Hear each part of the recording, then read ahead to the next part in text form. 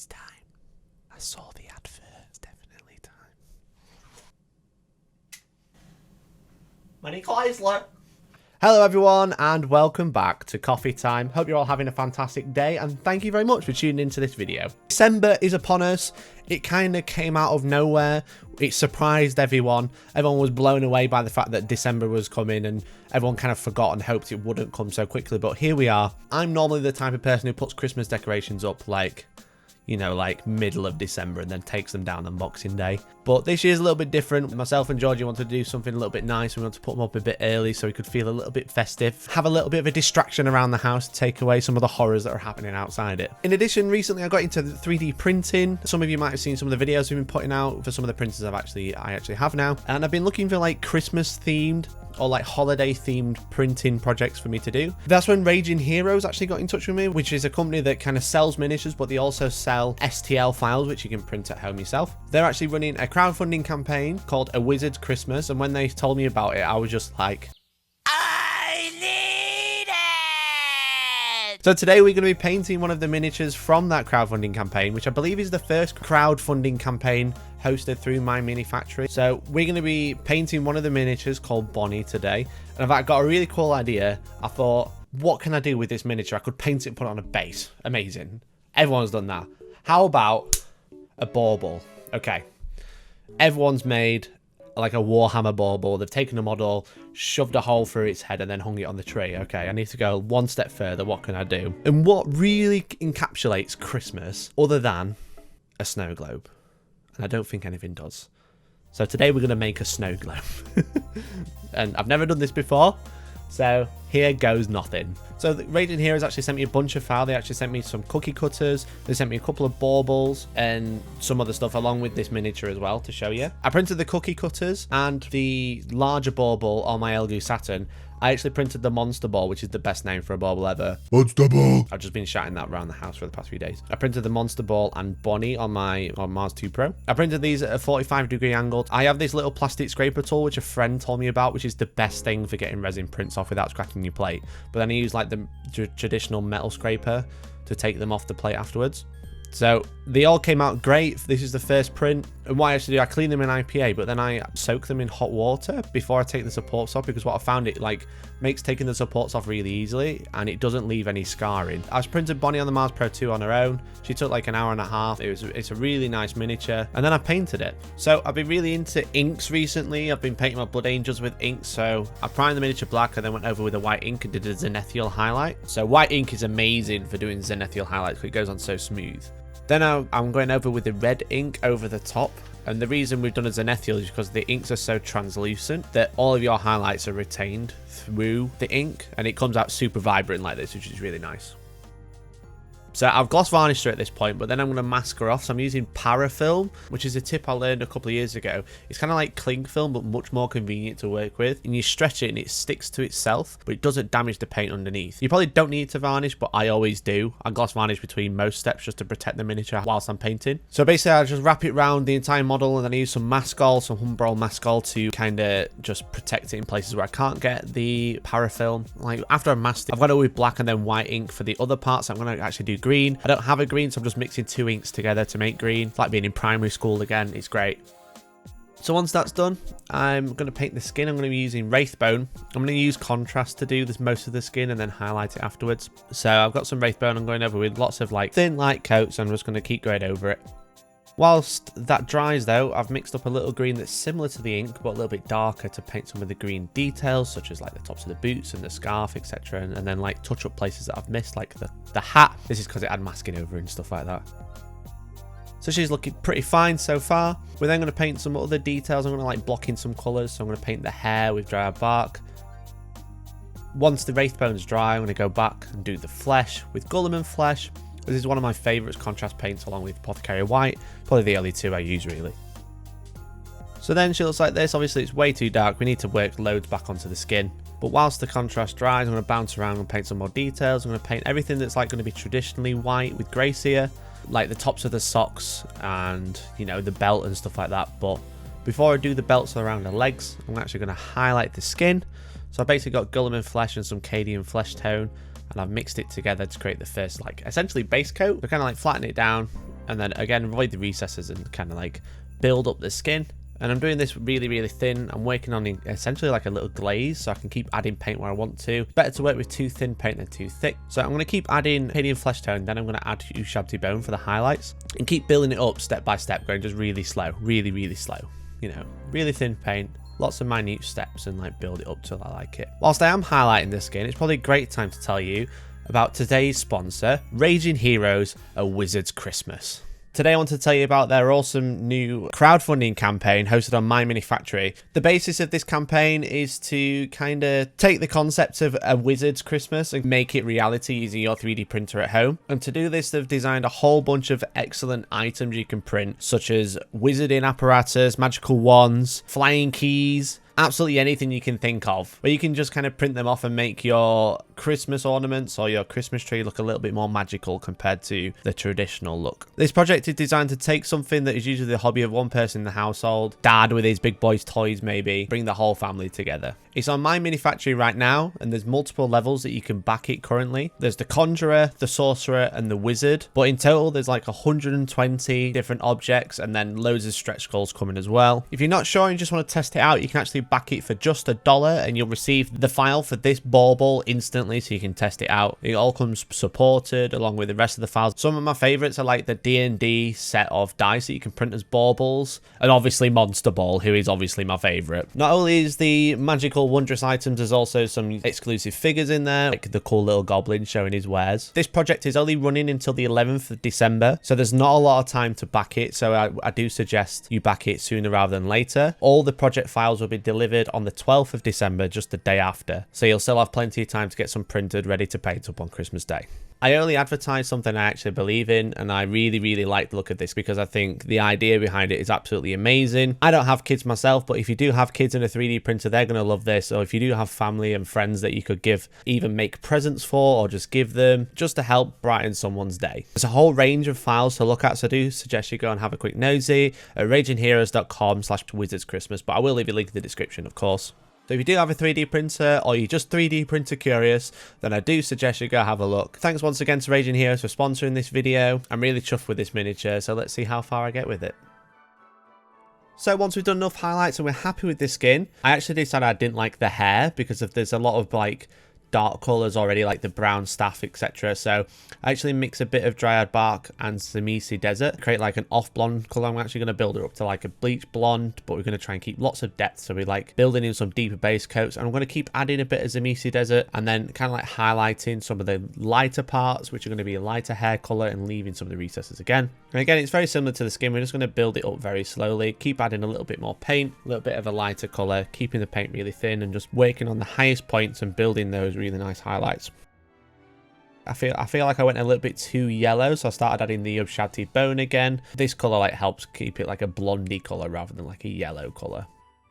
So again, just building up these highlights. I'm not a professional painter, especially not on camera, so I'm doing my best, you know. So I'm just using a thin brush. I'm using the side of my brush to try and catch the raised edges. The great thing about resin printing is you don't really have layer lines, so you can use the side of your brush to catch the edges to do the highlights. Again, I'm just building it up. I think I had a little bit of white here. I also put my head in shot, but I did have the miniature in focus this time, so I am getting somewhere. And again, I'm just building it up. I'm focusing on the bottom of the hair and then around the fringe, because these are probably going to be the most important bits, especially if her roots are growing out. It's going to be lighter at the bottom and darker at the top, but her fringe is going to be immaculate. I'm pretty sure that's how this works. So there she is. She's blonde now, but then since the skin is dry, we're going to be very carefully go over the belts that are around her leg and around her waist with Gracia once again. We would have done this earlier if we'd already finished the skin, but it's kind of like when you're painting this type of model where there's so much detail, your best thing to do is start from the center and work your way out and build the colors in the bottom first, and then do all the details on top last, because they're just easy to get to. So once we paint all the white details, we're going to go over them with Apothecary White. This is like essentially the best type of shade you can have for white, and it looks so good in my opinion. So I kind of just go over everything that I've painted Gracia with Apothecary White. Whilst that dries, we're going to smash out some gold details with Army Painter True Copper. This is a really good base coating colour because it goes on really nicely, and like usually one coat, maybe two if you need to. I'm actually going to take these brighter, but this is kind of just like to get the base down so I can actually see where all the colours are actually going to go. And she looks fine so far. It looks great, so let's keep going. We're going to highlight the green details which weren't inked, such as the scarf around her waist, and like the tops of the shoes and the little bits sticking out of the top of the hat as well.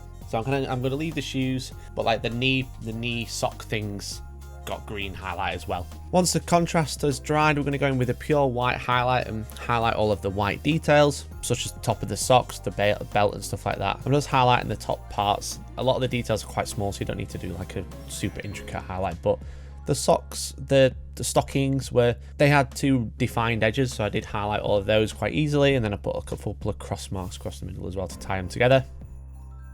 So now I'm going to go back with liquid gold, which is my new fan favourite. So liquid gold is from the Vallejo range. It's actually an alcohol-based paint. So you actually mix this with isopropyl alcohol to thin it, etc. But it goes on so nice. Don't put it in water. It'll ruin your brush. But it is really cool. So I go over all of the copper to gold. I basically go over all of the true copper just to bring it up to a proper nice, warm, crispy, ridiculous gold. And I absolutely love it. I actually decided to paint the little ends of a hat and stuff like that liquid gold as well. And there she is, looking all fine.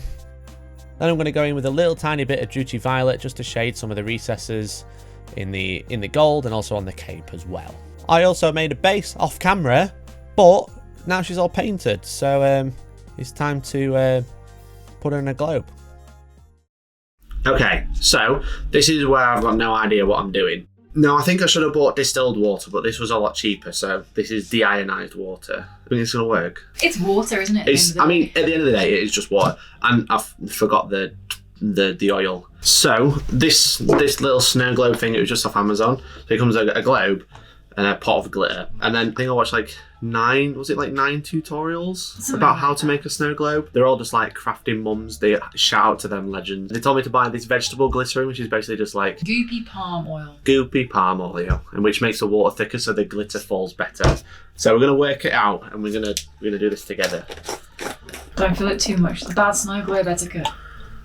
You've got to have a little gap at the top, otherwise. Yes, but I've also got to put the model in there, so there's way too much in there. Yeah. I can. That joke will spill. It's got bits in it. Is that bad? So I've got some vegetable glycerin, and they didn't really say how much to put in. So. Well, stir it and then check the viscosity. Do you have a spoon? I have a spoon. It's an adult spoon.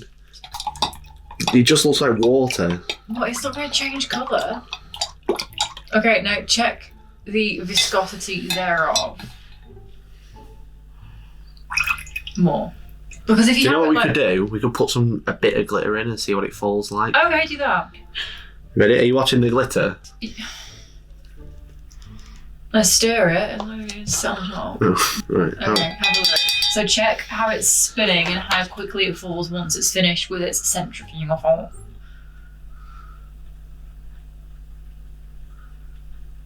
I mean, I don't really know what I'm looking for. It looks like... Okay, so look at how quickly it's dropping when it's finished spinning, basically. It's dropping... Does that look cool? Does that look like a snow globe? I think that is fine, because if you look, you've still got bits kind of suspended in the liquid. As the resident snow globe expert, apparently. Look, it's still in the water, so does that mean it's too thick? No, because I think if it all drops, then it just looks like using a fish bowl. But you want it to drop... But not all of it has. Why do you want all of it to? I don't know. I don't remember the last time I looked at a snow globe so intently. I look at snow globes very frequently. I think that's sound. Honestly, I think that's sound? I think that's what I want. So if it doesn't look good, it's your fault. Entirely. I will happily take that burden upon my shoulders. Okay. Do I put the glitter in now, or do I put it in when I know I've got enough water in? Or put the glitter in now. YOLO. How much? Well, that is a judgment call. It depends how glittery you want it to be. I feel like you probably should have put the glitter in the jar. In the jar, yeah. Does it want more? Do you think that's too much? I think that's quite a lot now. I think that's good, to be honest. I think more would obscure the model, whereas that's a good amount, I think. Yeah? Yeah. I think we're going to have to go to about... Well, then you've lost a load of glitter then, because it's in the bottom of the jug. You said mix it in the jug. Right, okay, we've got it a good mix, and we're going to do it while it's in... Or while it's in transit. In transit. Okay. Look at that, that was way better. Right, I'm going to put a model that I spent like, what, 15 hours painting? I'm so excited. This is so weird. Oh! Do you think that's it? Yeah. Okay, I've pushed her in too much now. Yeah, one job. Right, Right, we'll be back in a minute with big reveal. Bye!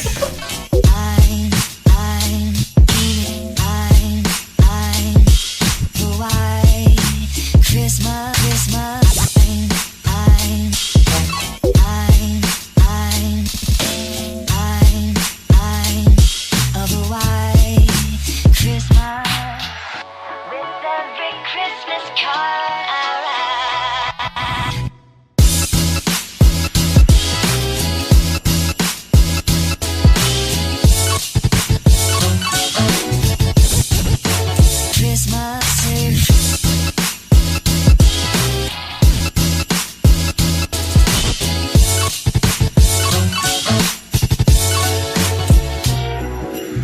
there we go, that's the finished snow globe.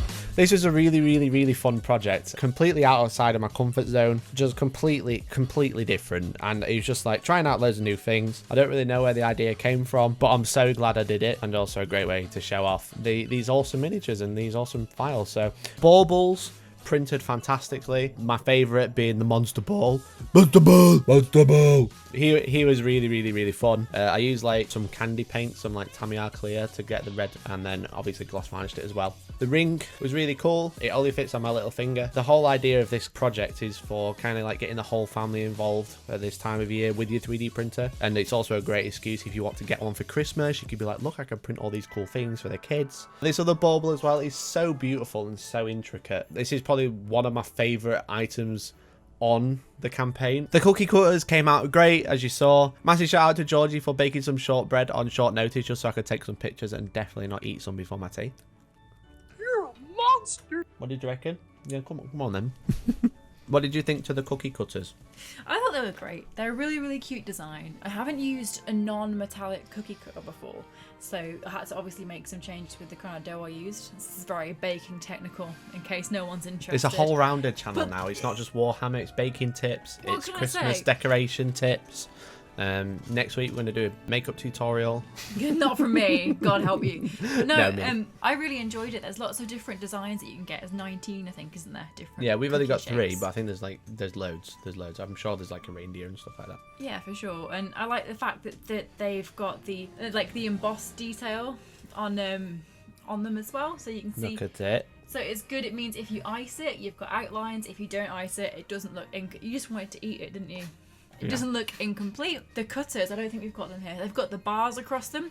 So if you've got any kind of limited dexterity, or if you're making cookies with the kids or something, they're really easy to use and pick up and stuff. But no, the designs are really cute. I really like them. Do they taste okay? It tastes mint. Okay. And that was probably because of the excellent cookie cutter that they were printed with. 100%. So yeah, big thumbs up. Thanks. I'm going to eat another one. Okay. No, take the rest away. They will not last. This project was really fun. Again, it was just a case of just buying a little thing off Amazon. Georgie painted the base. She did a fantastic job. And then I just hot glued the bottom off so it's now solid. Yeah, it was just, I just had an idea and I was really chuffed with it.